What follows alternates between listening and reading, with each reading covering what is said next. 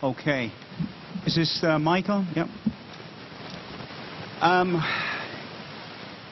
This session is the saddest session that I've ever had to put on at this conference. And, this is our 11th. The title says it all. Fraud and Murder in the Bahamas, the Hywel Jones affair. Howell is a former speaker at this event.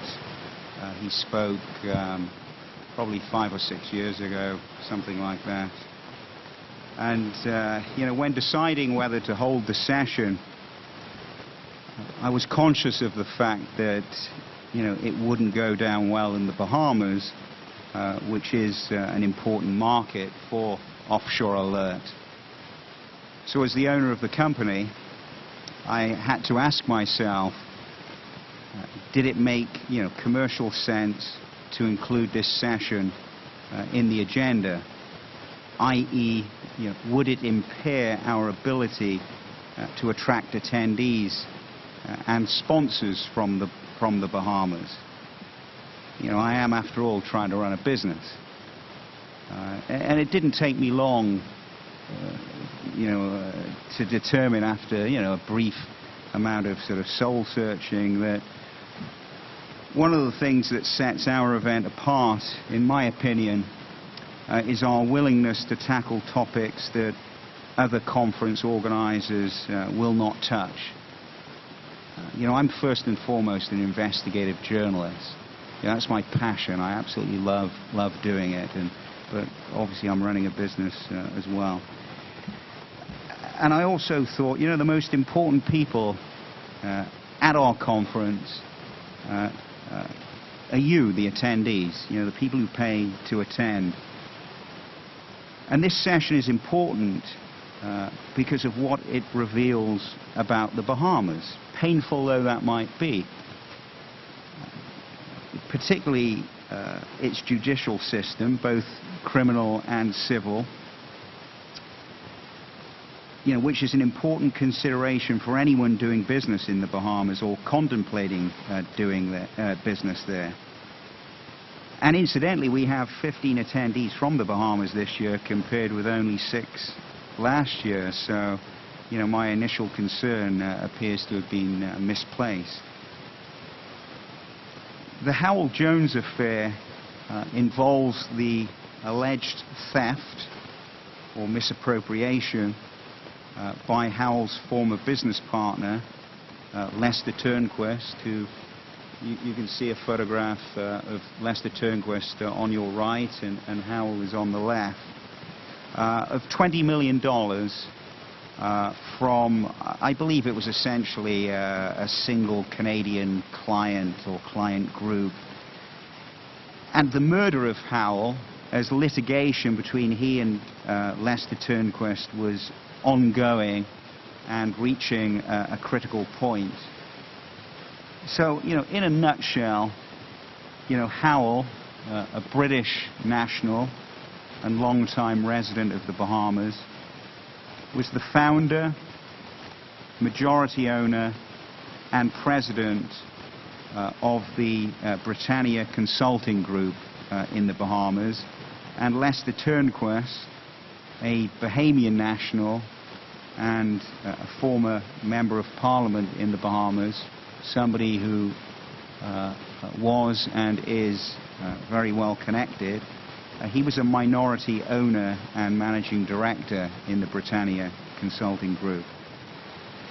The Britannia Group comprised several offshore companies, including those in the Bahamas and the Cayman Islands, and provided essentially tax-efficient investment structures for foreign nationals, specializing in life assurance policies.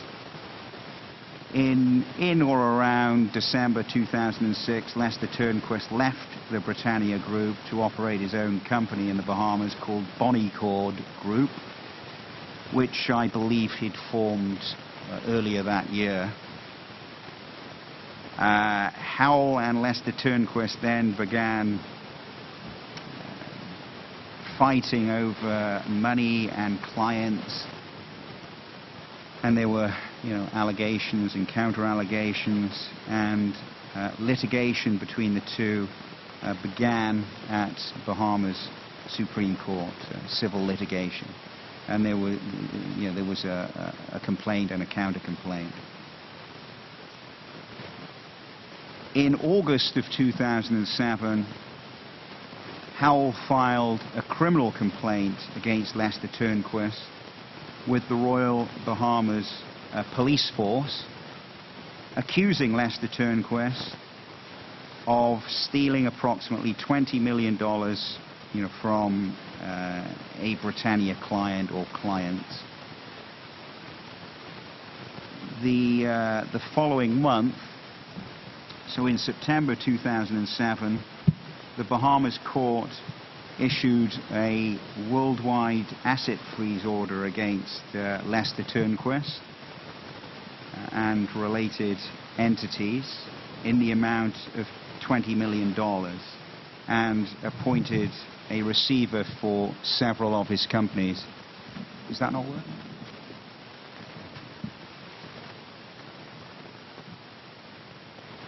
And appointed a receiver for several Lester Turnquest related companies, I believe, including Bonnicord Group. And that gives you an indication of who the court sort of believed in terms of allegations and counter-allegations. It was Lester Turnquest and his entities that had their assets frozen. The receiver for the Lester Turnquest Group later accused Lester Turnquest of, quotes, complete non-compliance, end quotes, with an order to turn over documents and records. So the judge believed the allegations of against Lester Turnquest enough to issue the asset freeze order in the first place, have a receiver appointed, and Lester Turnquest just refused to cooperate in any way with the receiver, in any meaningful way. In an affidavit by Howell in support of the asset freeze application, which was successful, he included a section entitled, quotes, physical attacks on me, end quotes. And I have a copy of that affidavit, and I'm just going to read what are basically Howell's words in or around September of 2007. I have lived in the Bahamas for 19 years without incident. Since I have become aware of Turnquest's unauthorized transfers of assets to himself and related companies, and his apparent overall attempt at fraud, I have been attacked twice and now fear for my life. I rarely sleep in my home, and I'm constantly looking over my shoulder.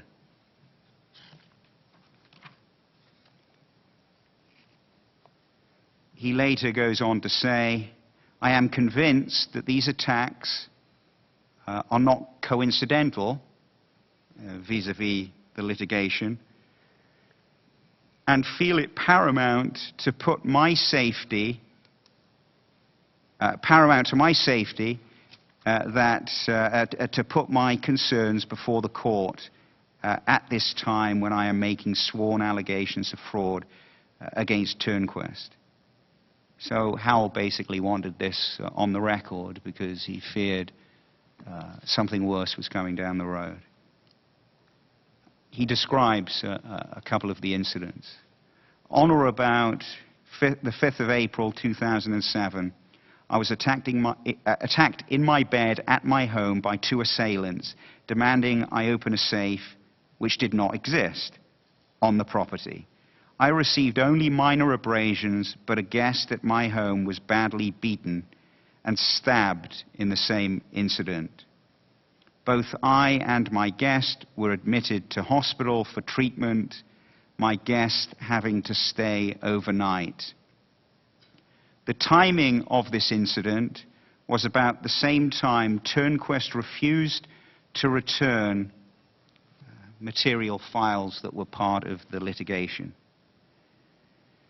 Then he describes a second incident that took place the following month, about 7 weeks later.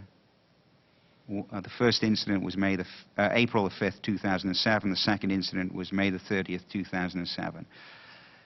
I was attacked in front of my home for no apparent reason, with the assailants not seeking any money or asking any questions. Once again, I was admitted to hospital, this time with a broken eye socket and jaw, multiple head wounds, and severe bruising to back and legs. I have reason to believe that one of the assailants was a police officer. Again, the timing of this incident was just after a meeting with the Canadian accounting professional, at which time Turnquest had been confronted with his fraudulent activities. The Canadian accountant was at the scene of the attack and was fortunate to avoid injury.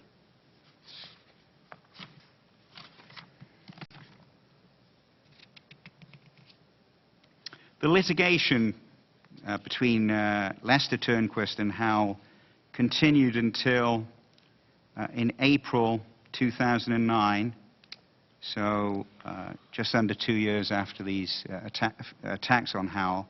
In April 2009, Howell was shot twice in the back of the head in a parking lot outside his office in the Bahamas as he arrived for work.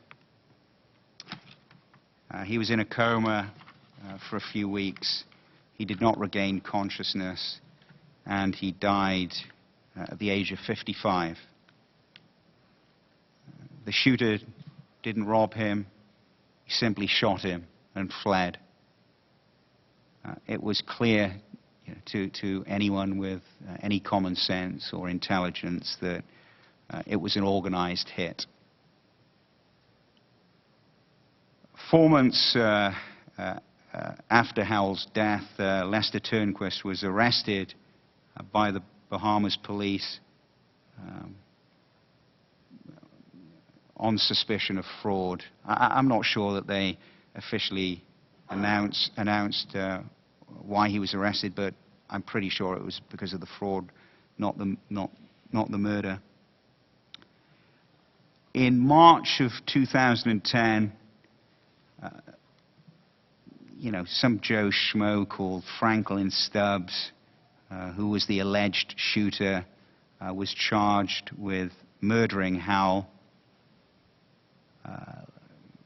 Last year, the 29-year-old Bahamian defendant was tried and acquitted by a jury in a 9-3 verdict, despite eyewitness testimony that put him at the scene before and after the murder, and a palm print that he left behind. And to put, this acquittal into its proper context, the conviction rate in the Bahamas is pathetic. From May to December of 2012, the conviction rate was 42%. According to the country's Attorney General, Alison Maynard Gibson, a month or so ago, she disclosed those figures.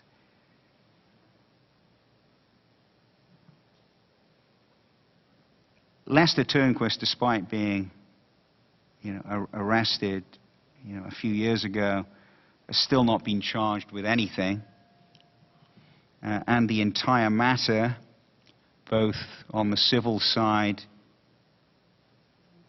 and criminal, appears, certainly to me, to have petered out I've been told, and hopefully we'll get into that, we'll find out during the course of this session whether it's true or not, but yeah, I've been told that the civil litigation between Lester Turnquest and the Britannia Consulting Group, which continued after Howell's death, may have ended or essentially ended, but I don't know for sure because the case was long ago sealed. This is another aspect of this case that, quite frankly, is bizarre. I sent somebody, a researcher, around to the Bahamas Supreme Court to obtain any public information in the civil litigation involving the alleged $20 million fraud. My researcher was told at the courthouse that the case was sealed. So I personally contacted the Bahamas Supreme Court Registrar, Donna Newton, who informed me in writing that the case hadn't been sealed.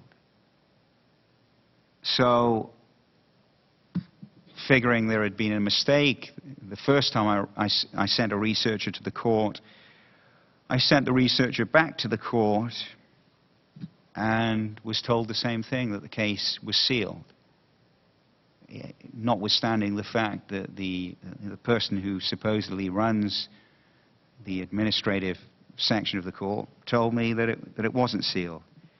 Whether this was incompetence or I was deliberately being given the runaround, I mean, who knows? But it really doesn't reflect well on the chaotic manner in which the Bahamas court appears to be operated. So I just wanted to give you, an overview of what happened. With me today to discuss this issue is Howell's brother, Illtyd Jones, who's a film location manager based in Hollywood, California. After Howell was shot, Illtyd was appointed as receiver for Howell's assets, I believe, or certain of his assets. I was asked to, but in the end, Ansbacher took over. Right. So, thanks for coming, Illtyd. I know this, isn't your sort of typical environment. But we both felt it was important that if the Bahamas is not going to have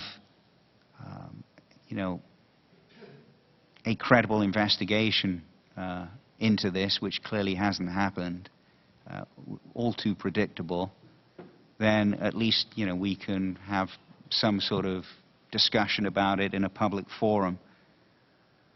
I know you've got a lot to say, and I want to give you an opportunity to, get it off your chest. So, how would you describe your experiences with the Bahamas authorities, including the government, police, and judiciary? If you don't want to answer that one now, but you have something else that you want to say to begin with, then feel free. I think I can effectively answer that with the opening remarks I prepared.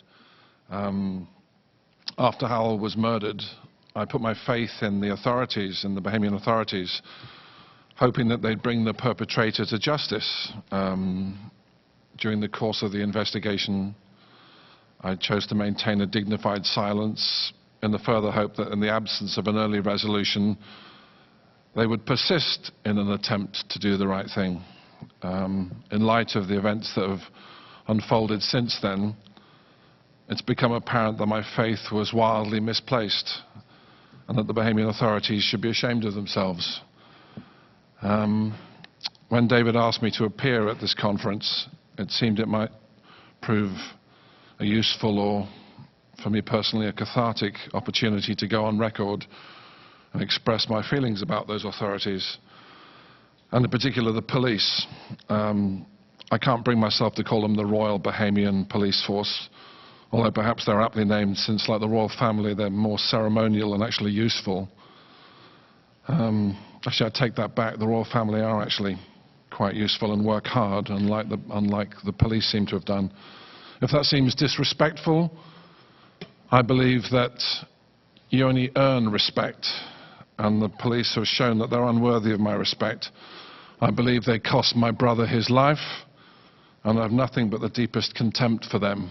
They lied, obfuscated, delayed, dragged their feet in all manner of ways to prevent the perpetrator being brought to justice, and I believe that the gunman was a fit-up.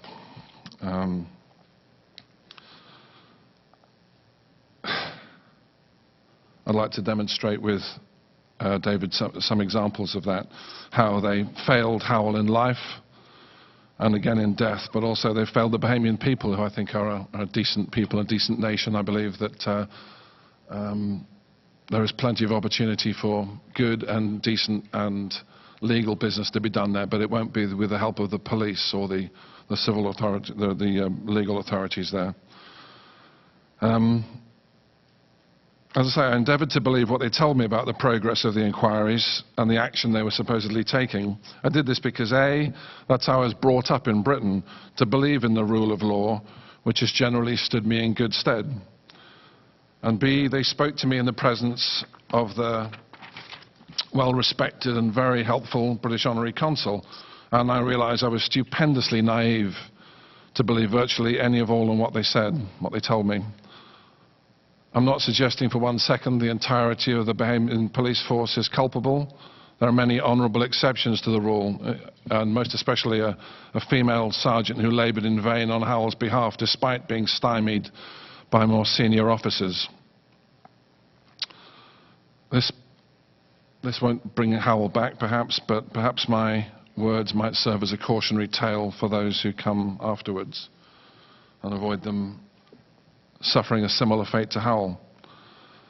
As I said, I've been very disappointed, to say the least, in the way they've gone about things. The Bahamian authorities, Bahamian police, have acted like one would expect the police force of a banana republic to, despite their first world pretensions, despite swaggering around in their uniforms when they met with myself and the Honorary Consul, which is, by the way, the only time they would ever agree to meet me. They consistently stonewalled. They were pathetic about staying in touch or even agreeing to see me. I was told, for example, on one occasion that the inspector in question, the investigating officer, wasn't there when I'd bird-dogged their office and sat outside and watched him walk into the building. I was told he wasn't there. That was pretty typical of my interaction with them. I mean, really, all you've got to do is read the editorial in the Nassau Tribune after the alleged gunman was acquitted to realize how little chance of justice there was in this situation. There was a suspicion of jury tampering. The gunman was boasting in the days leading up to the trial that he was going to be acquitted. There were persistent rumors abroad in Nassau that he was a sacrificial lamb and was a convenient person to be fitted up because he was already out on bail on another murder charge. Quite why he was walking around free on such a charge is a whole other conversation. It's easy with hindsight to question such things when there is so much distress and confusion arising from my circumstances. I trust that makes my feelings plain on the subject there. What's the status of the civil litigation? You know, I believe it's essentially one Canadian client, isn't it? Actually, there were a whole host of things in the realm of forgery, theft, and fraud. Which added up to like $80-odd million. I don't know the exact number. Yeah. It's never really been. But the amount that he was charged with was 20 million. So that was one aspect of it. Basically, the other Turnquest's side basically indulged in a sort of a tit-for-tat campaign with our side, for want of a better expression, and would basically take advantage of the old adage, he who has the gold makes the rules. They filed a series of countersuits and motions guaranteed to run down the clock and pile up the legal bills on our side. And I received a call from my brother's former business partners to say that this was unsustainable for obvious reasons. Their businesses were ruined by this situation, so they couldn't sustain the legal fees that were piling up to try and defend themselves from these countersuits. So I was called to say, how did I feel about a settlement wherein Turnquest would agree to pay off the legal fees in return for the charges and accusations being dropped against him. I know Howell would have been horrified to realize the impact that all of this had on my life, certainly, but also more importantly in the context of the Bahamas, his business partners. And so I readily agreed that this is indeed the way they should go so they could get on with their lives. So yes, the civil litigation was dropped. So foreign clients essentially lost, $20 million or thereabouts.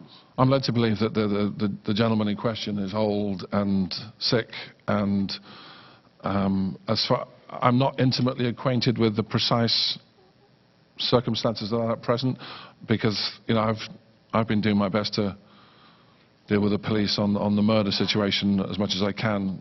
Obviously ineffectively because of their pathetic handling of the situation. But in terms of the Canadian client in question, I'm led to believe that that's been dropped. Was Lester Turnquest ever questioned by the police about the murder? Lester Turnquest was taken in for questioning. I don't know, obviously, the nature of the questions asked of him. I asked if I could be apprised of that, but was rebuffed. Certainly, the police told me in the presence of the honorary consul that they felt that it was worthwhile questioning him in regards to these matters, in regards to the murder trial, and regards to the obviously to the fraud trial. He was, in their words, regarded as a person of interest. So, for obvious reasons. So what sort of investigation did they do then? I mean, who did they interview? What steps did they take? They, it's the manner in which they went about it beggars belief. It was one, in terms of the investigation of the murder, it was believed that the fleeing gunman discarded an item of clothing, which was retrieved shortly afterwards. I asked persistently and on many occasions what had become of that, and where was the DNA test on that, and they persistently obfuscated about that. They told me it was going to be sent off. They couldn't find a lab. The lab hadn't had it back yet. There was a delay at the lab. You name it, they said it. So I did my own research and found out that if they had really wanted to, they could have turned this DNA evidence around in a matter of weeks. When it came to the court case for the gunman, the item of clothing had gone missing together with the crime scene photos. And so as a consequence of losing the crime scene photos, the entire court had to go and visit the crime scene in person. In terms of the palm print that you alluded to earlier on, despite the fact that a police officer had sawn off this palm print was on a balustrade on a piece of pipe, and an officer had sawn this off to keep it as a piece of evidence. But when this was sent for analysis, it was deemed that the chain of integrity of the evidence was broken, and therefore it was deemed not to be appropriate in the court, and so that became a useless piece of evidence. In terms of the preparation for the trial, the prosecution were only given 2 days' notice of the trial, despite the fact that the case was supposedly ready ahead of time. They were only given 2 days' notice. I myself had asked to be given notice so that I could attend. I was given notice about 3 hours before the trial commenced.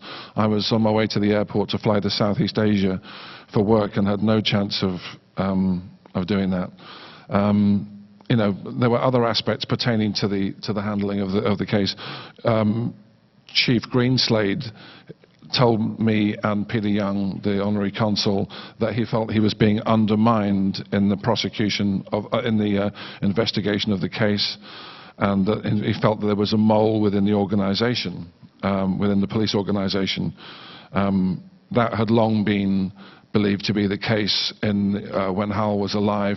He talked about the fact that every time he had filed documents in the court, magically there were counter documents filed shortly afterwards, miraculously quickly. I could go on and on, really, so I shan't bore you with any more. But so, I mean, there's basically overwhelming evidence. It's common knowledge in the Bahamas that there's only one suspect with the motive to do this, and that's Lester Turnquest, right? Howell had no other enemies. He led, as many of you may or may not know, a colourful life. He was well-travelled, but he was almost, not almost, universally beloved. I was not aware of any enemies that he had. He'd never had any prior instances of violence in his life, let alone in the Bahamas prior to this. And, I mean, the fact that he was beaten up twice after discovering the alleged malfeasance by Lester Turnquest, obviously draw your own conclusions. In case you were wondering, when David was speaking earlier on about when Howell was beaten up and he felt like he'd been beaten up by a policeman, the reason that he felt that way was because he was able to get the first 3 letters of the license plate of the car being driven by his assailant. He reported the make, model, colour and these 3 numbers to the police. They said that they were unable to find out who the car belonged to, so Howell engaged the services of a private investigator who within 24 hours found out that the car belonged to a policeman, and furthermore that this policeman was the son of a high-ranking policeman. So there's that. When Howell offered to pay the private investigator for his time and trouble, the private investigator refused to take his money and said he wanted nothing further to do with the matter in question. So again, draw your own conclusions. And Howell was the second person who I personally know who was assaulted by a police officer in the Bahamas. And I actually wrote, I think in one of my articles or blogs, that it seemed in the Bahamas that the police were as likely to commit a crime as they were to solve one. And I didn't write that flippantly. It's just based on my personal knowledge. Now, what would you say about the support you got from the British authorities, and did they offer to assist the Bahamians in their investigation? Yeah, the British authorities. I mean, the British authorities, and in particular Peter Young, was the only person who really gave me any hope, because he was an admirable advocate on my behalf.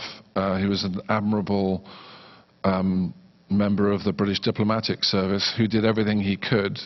Obviously, given the stone wall that we were facing, this didn't help, but I feel very grateful to him personally. He pointed out to me the fact that the British authorities could, in fact, provide help, and he'd contacted the Foreign Office, who'd contacted Scotland Yard, and they were ready, willing and able to offer support, but they couldn't do so unless invited to do so by the Bahamian authorities. The Bahamian authorities declined the invitation of help, saying that they felt they were adequately staffed and resourced. But then as soon as I asked them why things weren't going quicker, they said they were understaffed. So basically, they, with the benefit of hindsight, obviously, talking out of both sides of their mouth at once. I mean, there were situations where, during the course of the civil investigation,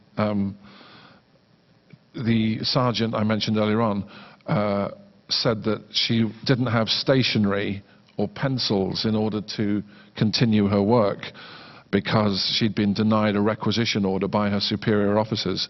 As a consequence of that, my brother's business partners bought her pencils and legal pads so that she can continue her work. It's pathetic, really. And wasn't there an incident involving a boat belonging to Howell's lead attorney? I believe that, I was led to believe that once I'm not sure of the exact technical specifics in terms of, but one of Howell's attorneys was introduced in court as he was going to be the lead attorney in the case pursuing the civil matter against Turnquest, and a matter of days later, after being introduced in court, I was led to believe that his, as you say, his boat was firebombed. I don't know what became of that, but again, it's there are a whole succession of coincidences pertaining to these matters that seem too good to be true sometimes. So how confident are you that any justice will be done in Howell's murder and the alleged $20 million fraud? It's funny, I figured you'd ask me that, and I thought long and hard about how to answer the question should it arise, and I thought I would seek inspiration by looking online about this and such matters, and my eye was drawn to a news article in the Bahamas B2B news website, and I'll read it to you because it makes interesting reading. Ever since the unsolved murder of Harry Oakes, Bahamian government, Harry Oakes, by the way, I think was from the 30s or 40s, was a prominent member of Bahamian society back then. Bahamian government officials, police officers, lawyers, judges and court employees have perverted the Bahamian legal system. Out of the hundreds of murders committed over the past few years, only a handful have ever been prosecuted effectively. In many cases, the police arrest someone just to make the headlines stop. They know they don't have a case. Sometimes they know the person is innocent, but making an arrest makes them look good, and it stops the media from talking about the case. Then, crafty Bahamian lawyers wheel and deal behind the scenes to postpone the case until it is all but forgotten. Many months, sometimes years later, the government tries to quietly bring the case to trial, knowing that most people have forgotten about it and the sensationalism has died down. If it appears this was the strategy used in the Hywel Jones case, which at the time of the incident was international news, it appears that this was the strategy used in the Hywel Jones case, which at the time of the incident was international news. In most of these high-profile cases, the government seems compelled to stop the bad press that might negatively affect tourism so they can arrest someone, anyone, just to make the headlines stop. Years later, they bring the case to trial, giving prosecutors time to fudge the evidence, suspects time to intimidate and murder witnesses, and defense lawyers time to manipulate the jury pool to their advantage. The result is more like a bad stage play than an actual trial, but the acquittals receive far less media exposure than the actual crimes, so it works out well for the government, but not so well for victims' families. I believe that that's the end of the quote. I personally believe that a number of wealthy and prominent people have conspired strategically with people in authority to pervert the course of justice in this instance. I've thought long and hard about what else to do to get justice in Howell's name. I've consulted all manner of people to seek their suggestions, private investigators, attorneys, all kinds of people to try and figure out a way of getting around to getting some kind of justice. And it always comes back to the same conclusion. If the police are corrupt and incompetent, you're always going to lose. As I've said before, I can't bring Howell back, but I can warn others about the dubious wisdom of doing business in the Bahamas. All of that said, I want to make it clear that I do believe that business can be successfully transacted in the Bahamas, but I think this is the clearest case of caveat emptor I can think of. I believe there are many fine businessmen, attorneys, and so on and so forth, but don't expect any help from the police and don't expect any help from the court system. Okay, well, that's basically it. Yeah, I know we do have several people from the Bahamas in the audience. Does anyone have any observations or questions? Do you want to take either of us to task? Are our girls here with the mics? Could one of the AV guys maybe tell the girls to come in to hand the mics out? So while we're waiting for that, so here we have, an expat, and the offshore world is full of expats, lived in the Bahamas for 19 years without any incident, becomes involved in a business dispute with a prominent Bahamian who's accused of a $20 million fraud. The court clearly believes there's compelling evidence, freezes his assets. Howell's assaulted twice and murdered after the dispute began, within a 2 or 3 year period. And, nothing meaningful has happened, is happening, and let's be honest, will ever happen. And it's incredibly sad, and it is material information to know if you're contemplating doing business in the Bahamas. And I would concur with what you say. There's a lot of, good in the Bahamas, a lot of decent people, and it's actually the people I feel sorry for, because, they have a police force that's a disgrace. And I don't think, it's common knowledge that the judicial system has had some serious problems. I can remember reading a judgment in an unrelated civil matter by a prominent judge who spent the first part of his judgment complaining about the Bahamas judicial system and basically what a fiasco it was. And I've read several stories that it had ground to a halt, and I believe that something called the Swift Justice Program was started, I think last year, to sort of try and work through the backlog of cases that had built up in the Bahamas that was crippling the system. But, any way you want to slice and dice it, this doesn't reflect well on the Bahamas, while, putting it into the context that, it's not all bad in the Bahamas, but, it is what it is in this particular case. I mean, Howell paid, the ultimate price that an offshore provider could pay for anything, which, it's not prison, it's murder. And there's only one suspect. Everybody in the Bahamas knows it. And he's essentially gotten away with it. He's literally gotten away, in my opinion. I'm in the United States. It's freedom of speech. That guy there on the right, him, has gotten away with murder, in my opinion, and it's disgusting. So, do we have the mics? There's a question here and here.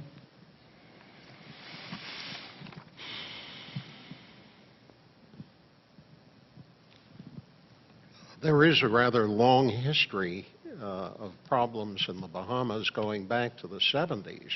And I wondered whether this Lester Turnquest is related to a former Attorney General of the Bahamas who was a protector of Lyndon Pindling and some of the drug trafficking and other nefarious matters that happened back during Pindling's time as Prime Minister.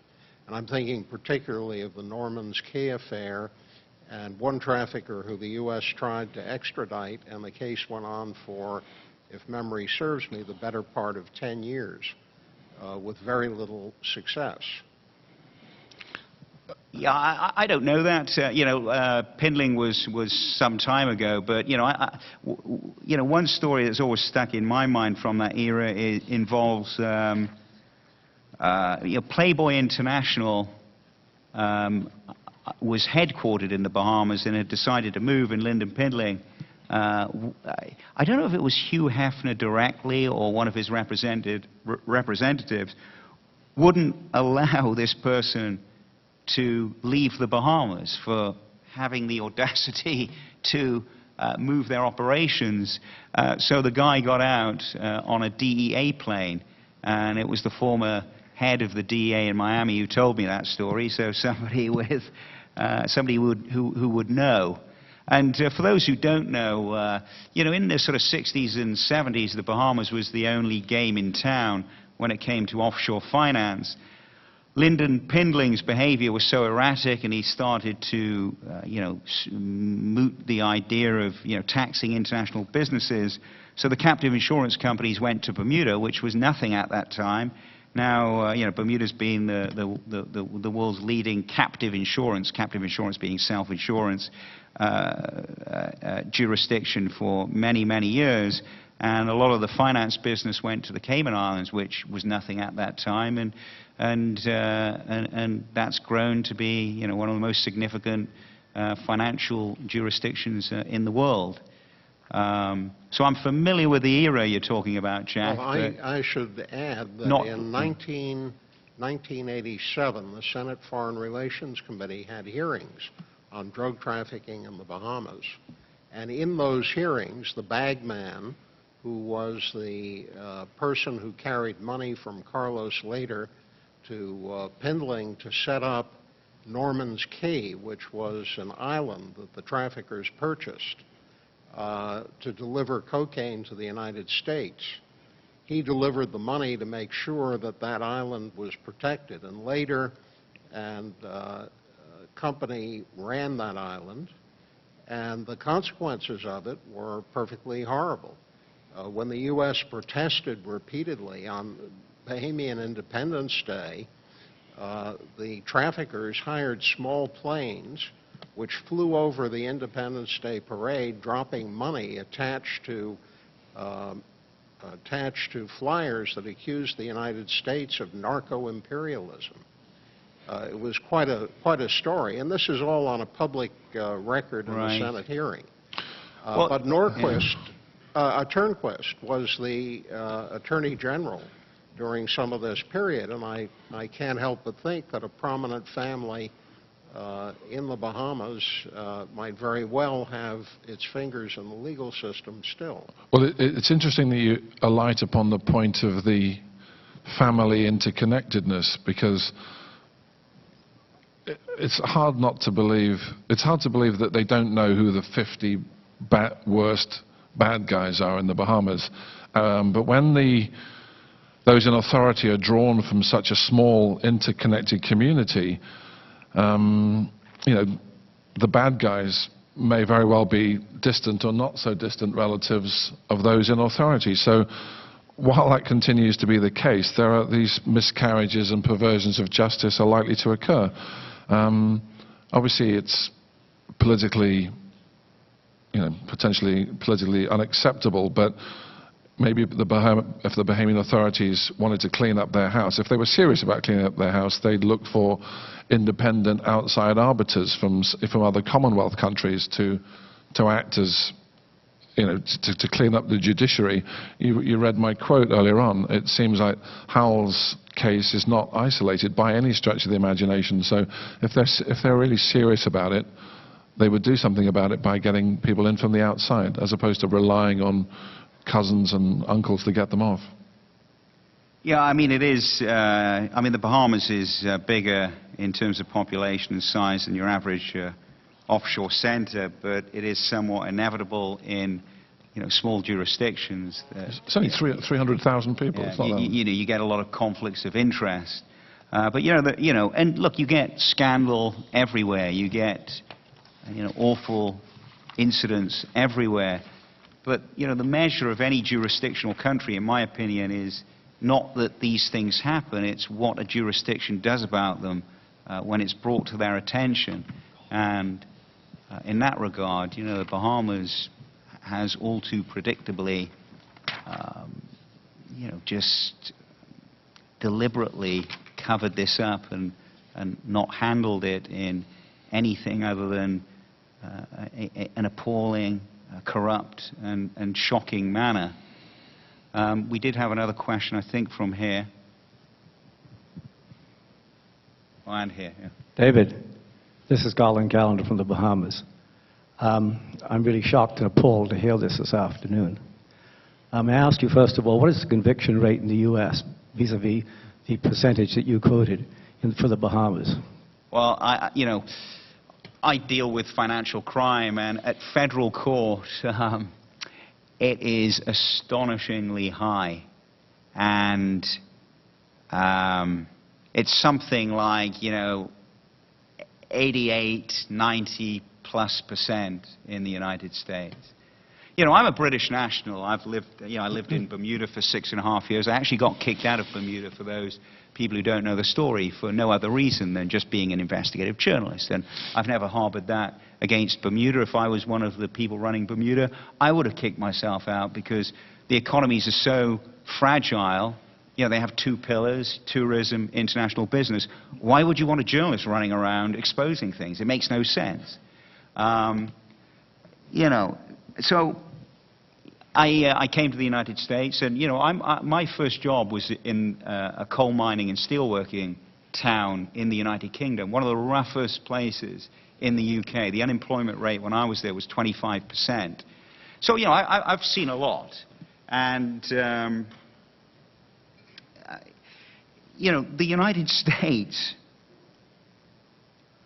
is the best country I've lived in. I mean, it gets a lot of abuse, a lot of it from within, but, you know, it has freedom of speech, and they go after bad people.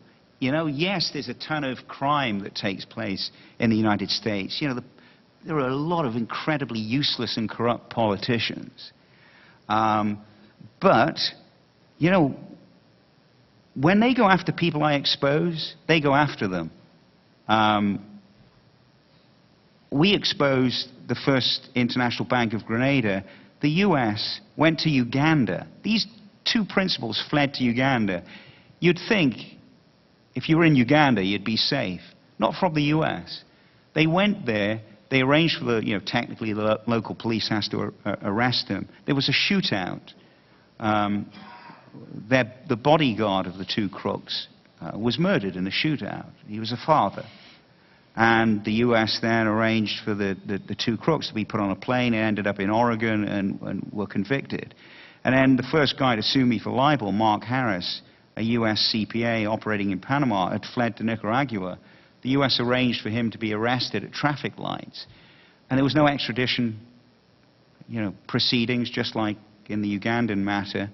He was just, you know, put on a plane to the United States. You know, his deportation orders were signed immediately. He was put on a plane, and he's now serving 17 years in prison. So, you know, you'd asked about the conviction rate. It's very high.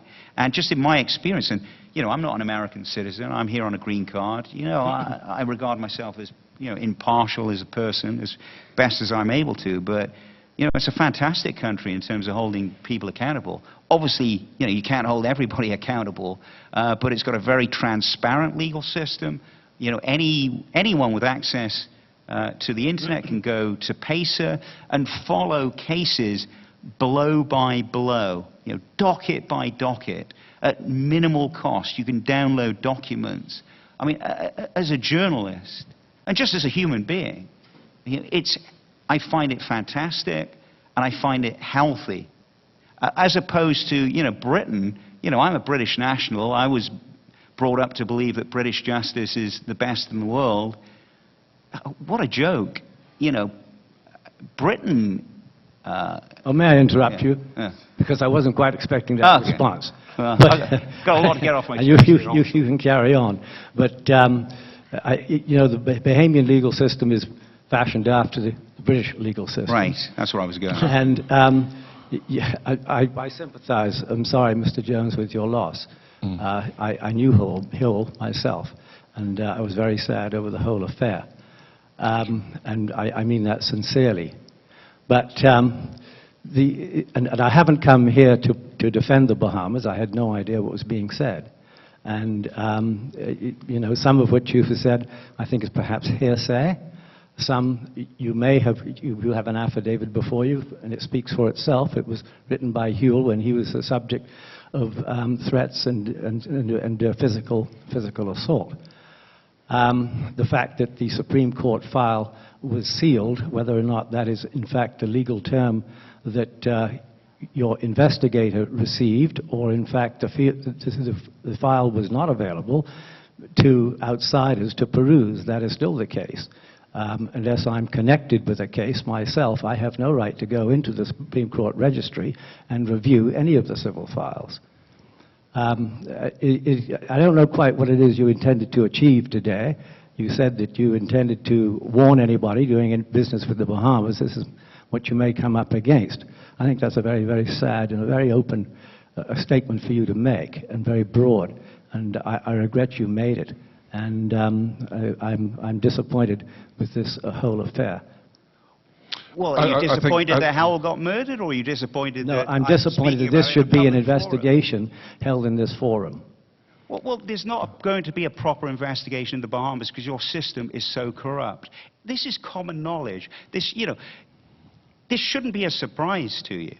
The Bahamian legal system may be theoretically fashioned after the British system, but it doesn't seem to have been practiced in that way in this regard.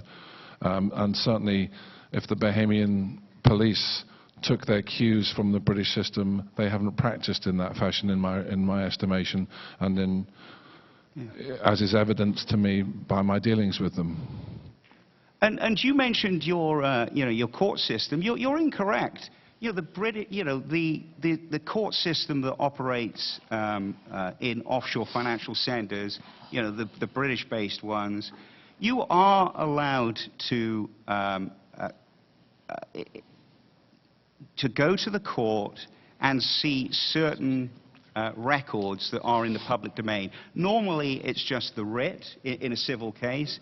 Sometimes the statement of claim is attached to the writ. But the writ should be publicly available. And in a case like this, there's no reason whatsoever that the case should be sealed. You'd also mentioned hearsay. Well, why is this hearsay? Because the person who could deliver a first-hand account was murdered. You know. What is it, Order 60, Rule 3? Order 60, Rule 3 about Supreme Court rules. In fact, it protects the Supreme Court file from anyone who is not connected with the litigation, directly connected with the litigation, having access to it. And I don't think I'm going to go any further with you on that. Either you want to check the rule or you don't. Right, but you're not the initial writ. Yes, the whole file is sealed, including the writ. I would strongly disagree with you. In fact, there is a company in Florida that has I believe it's owned by law firms. It's called something like CompTitle, I believe, from memory. CompuTitle. CompuTitle, you know. Doesn't that have, you know, records available? No. In well, fact, you're looking at a shareholder of CompuTitle, all right? So you're telling me... And the object of CompuTitle conducts a complete list of the cause list purely from the point of view of the parties to the proceedings. It cannot review the actual subject matter of the files. So you're saying the cause list is public in the Bahamas, right? The cause list is public. That's what I'm talking about. They have access to it, but that's what I'm talking about. We could sit here... In this case, it isn't the case. That's what my researcher was told on 2 visits to the court. Everything is sealed. So the case is sealed. Not the documents being sealed. It's not sealed in the terms that it has been sealed by the registrar of the Supreme Court. That is a sealing order, which requires nobody then can have access to it other than by leave of either the court or those persons who are actually personally involved in those proceedings. If I could respectfully butt in here, I appreciate you making the legal point, and the back and forth.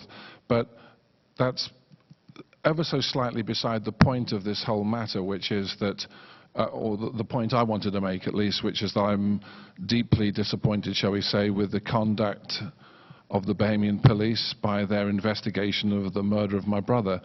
Having read the affidavits in question, which the police had access to, you don't need to be an offshore banking expert to realize that they bungled this case quite badly. The reasons for their bungling, was it bungling? Was there stuff going on behind the curtain? But there are many aspects of the dispute between Turnquest and my brother which are indisputable facts, irrespective of the fact that they were made in the context of an affidavit. If the police had been more inclined to try harder to go after Turnquest, I believe they would have tried harder to make sense, which was pretty easy, of some of the facts contained within the affidavits. But I respect your opinion regarding the legal niceties that you're pertaining to. But I just need to clarify here, because what you said is not true. Any member of the public can go, and this has been done on my behalf. You can, as in the Cayman Islands, Bermuda, you can go to the Supreme Court registry, you can look at the cause book, and at a very minimum, David, perhaps in the Bahamas, it will have the case number, the name of the plaintiffs, the names of the defendants. In this case, that information, that basic information that is ordinarily available to any member of the public, yeah, David, I was told was sealed. Perhaps I can assist here, because you're both kind of right. You can go, there's a public cause list, which lists all of the actions. Anyone can look at that. If you go to to ask to see the file, you are correct in that you can see the writ. Right. You can see any court order, and you can see any judgment. You cannot see anything else. That's so if the correct. Statement of claim is not embodied in the writ, you won't really know. Sometimes it is public. Sometimes it is public. But when you go to the court and the person says it's sealed standing at the booth, she's really saying, she doesn't mean it's sealed, because you would need a sealing order for that. And that's what Colin was trying to explain. And I think it's probably just there was some clerk and a misunderstanding. But if you identify yourself as a party or the specific document you want that you're entitled, generally you can get it. And I'm sure if you had replied to the registrar and explained the difficulties, now there may be a sealing order. I don't know if there's a sealing order, but I'm sure, and the registrar may have been mistaken. So I throw that out there, but yeah, between you two guys, you're getting But the Bahamas really is no different sidetracked to the BVI, the Cayman Islands, or Bermuda, where OffshoreAlert on our website we have all of the public information for those courts. The Bahamas is no different. But on 2 occasions I sent a researcher and was told literally there was zero information. Case number, names of plaintiffs, defendants, nothing. You know. So why is this relevant? Because this is a due diligence conference, and a British national provided services in the Bahamas was assassinated by everybody knows who ordered the hit. No credible investigation was done, deliberately in my opinion, and foreign clients are out of pocket to the tune of $20 million. I can't think of anything more relevant to what this conference is all about. Martin Kenny from the BVI. Just 2 questions for Howell's brother. Firstly, I knew Howell in the early 90s when I was in New York as a fraud lawyer, acting for banking clients principally, and CIBC was one of my clients, and Howell was an employee of CIBC Bahamas in those days. It was a nice fellow, a great fellow. And I'm sorry for your loss and our loss of him.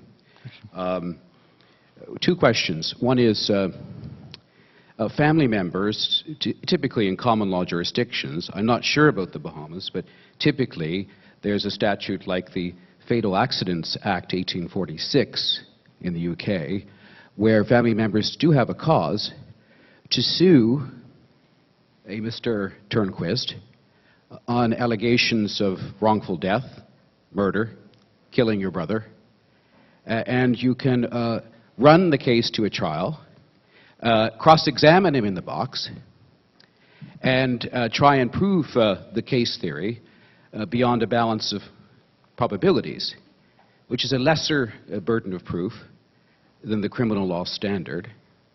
And some of the bungling, as you described it, in the criminal investigation could be capable of being avoided through your own private civil inquiry, using in part the powers of the court to obtain documentation, including, I would imagine, the police file. And by opening up a civil action, you could have access to information that you don't have now.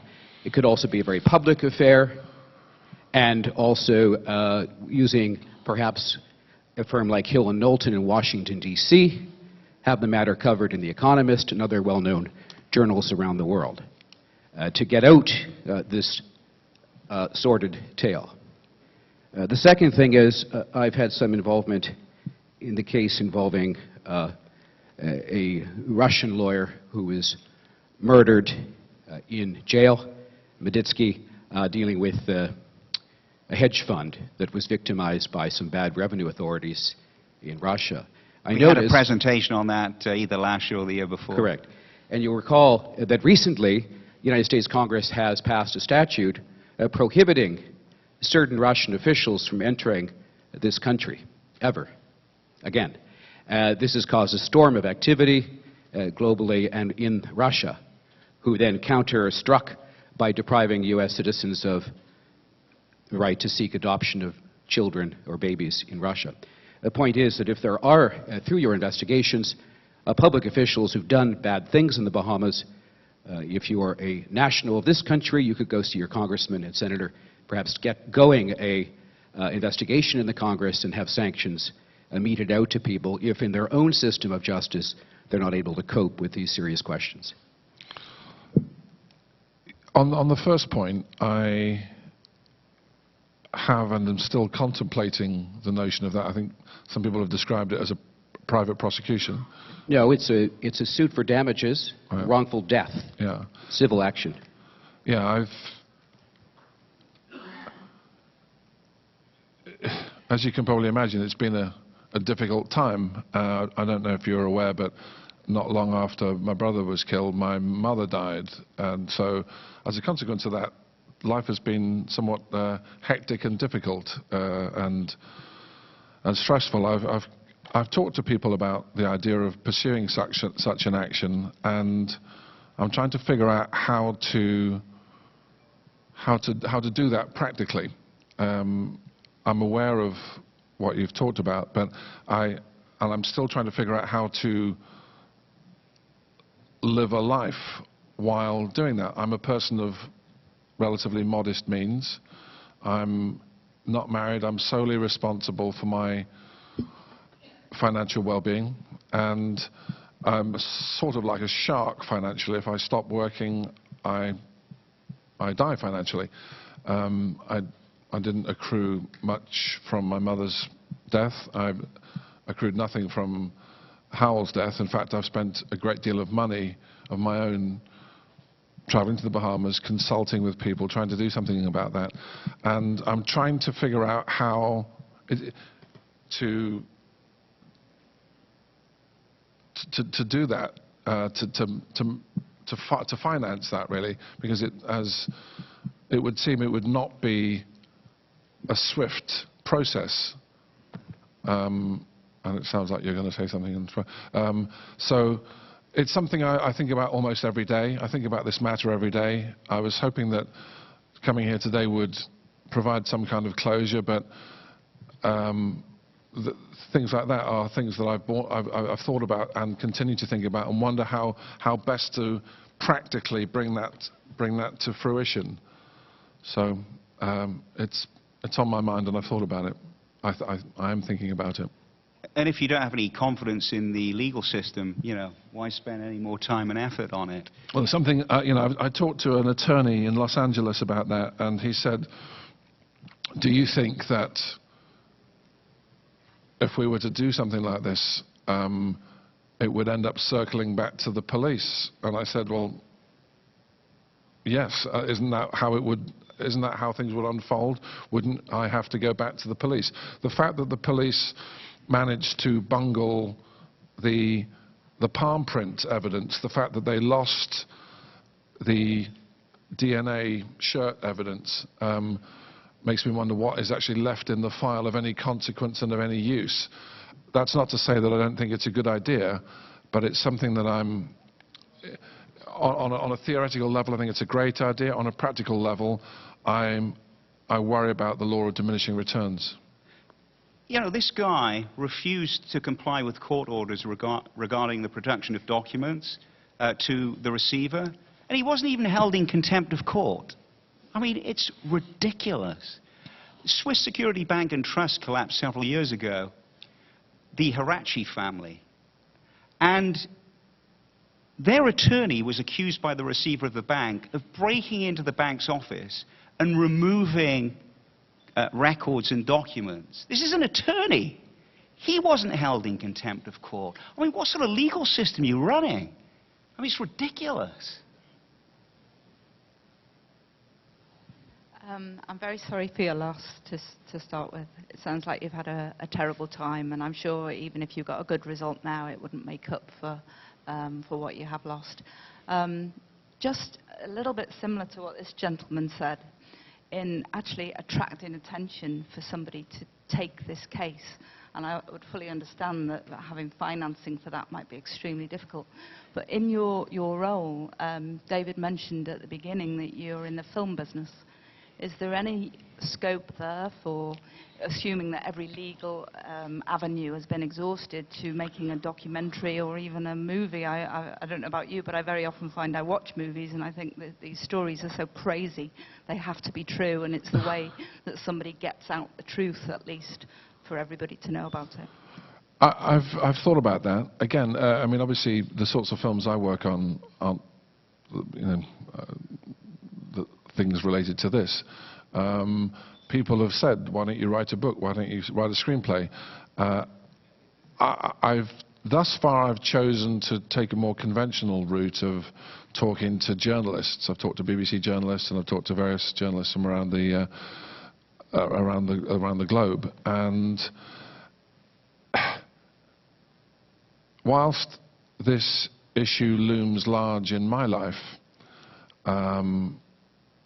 there are so many crazy things going on in the world, according to these journalists, that the death of an expat in the Bahamas tends to get lost in the rush of ideas for investigative journalists. I'm surprised at that, and I intend to keep pursuing that, but I haven't had any hooks yet, which surprised me, really, because I thought it had all the hallmarks of an interesting investigative piece. I just don't know why. I mean, people have described it as being sort of like a John Grisham novel made real, which would be interesting if it wasn't for the fact that it was my life and my brother's life. And yeah, I'm still trying to get some interest in that, but this has been quite hard on me over the last couple of years. The first couple of years were a bit easier because I lived in the hope that something would come of this. The last couple of years have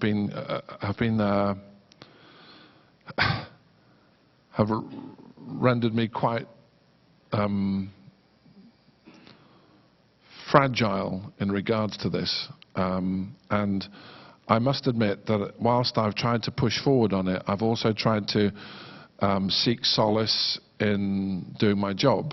I love my job, I love where I live, I loved my life in its entirety prior to this whole matter, and this has cast a big black cloud over it. And the days when I achieve sort of, as it were, inner sunshine, as it were, are when I'm able to sort of forget about this for a bit.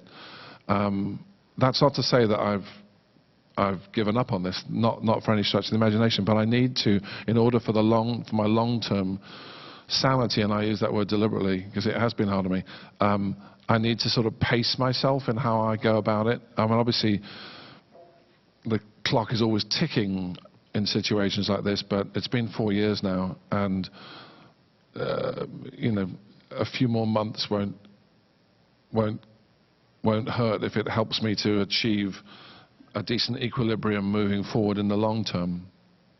So, but I haven't given up.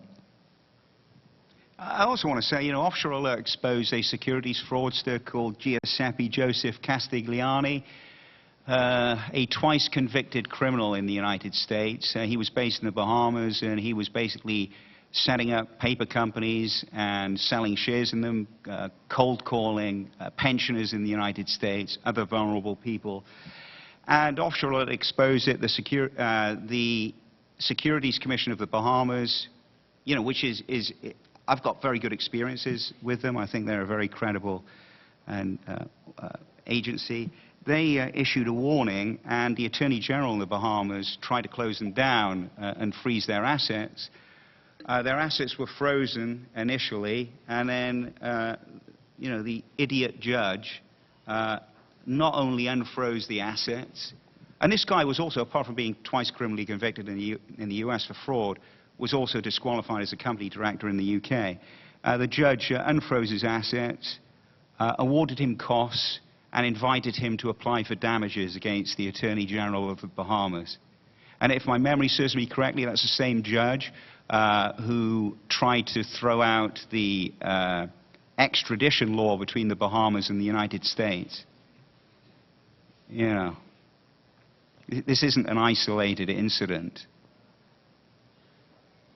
So anyway, I want to thank Illtyd very much. I know this was quite difficult for you to come today, and I do appreciate it. Thanks. Yeah.